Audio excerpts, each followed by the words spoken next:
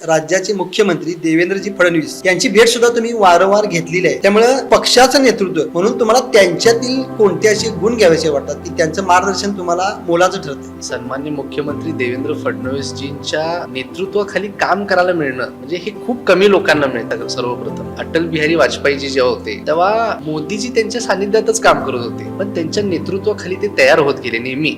आणि आज तुम्ही बघताय की त्यांचा किती मोठा इम्पॅक्ट ह्या संपूर्ण जगभरामध्ये होतोय. असं अनेक वेळा झाले की त्यांच्या केबिनला जेव्हा जायचो ना तेव्हा भरपूर लोक त्यांना येऊन भेटायचे, पण मी तिथं कोपऱ्यात बसायचो आणि त्यांना बघत बसायचो फक्त. म्हणजे जो कोण व्यक्ती येतोय त्यांना भेटतोय ते प्रत्येक प्रश्नाचं कसं उत्तर देतात, म्हणजे मी त्यांच्या तोंडातून नाही कधीच ऐकलेलं नाही. कुठलाही व्यक्ती आला की आपण हे करूया आणि ते करून दाखवले सुद्धा त्यांनी. म्हणजे मला फडणवीस साहेबांचा एक किस्सा सांगायचा आहे. मी एकदा त्यांना भेटायला गेलो होतो आणि त्याच दरम्यान म्हणजे त्या एक आठवड्या आधी मी एक ब्लॉग शूट करून एक सामाजिक कार्य होता, एका आजी आजोबांना मदत केली होती, त्याचा एक ब्लॉग अपलोड केला होता. तर मी तर हा विचार सुद्धा कधी करू शकत नाही की एवढे मोठे व्यक्ती माझा व्हिडिओ बघत असतील किंवा काय. मी त्या रूम मध्ये गेलो आणि त्यांनी मला विचारलं, अरे तू महाडिकवाडी कुठे शोधत गेला होतास, चव्हाणवाडी कुठे शोधत गेला होतास? तर त्यांनी तो माझा व्हिडिओ बघितला होता. माझ्यासाठी ती इतकी अभिमानाची गोष्ट होती की त्यांनी माझ्या सुद्धा कामाची दखल घेतात आणि तसंच सगळ्यांबरोबर आहे. म्हणजे फक्त माझं नाही, त्यांना सगळ्या गोष्टींचे अपडेट्स असतात. त्यामुळं यांच्या नेतृत्वाखाली काम करायला मिळणं ही अतिशय मोठी गोष्ट आहे माझ्यासाठी.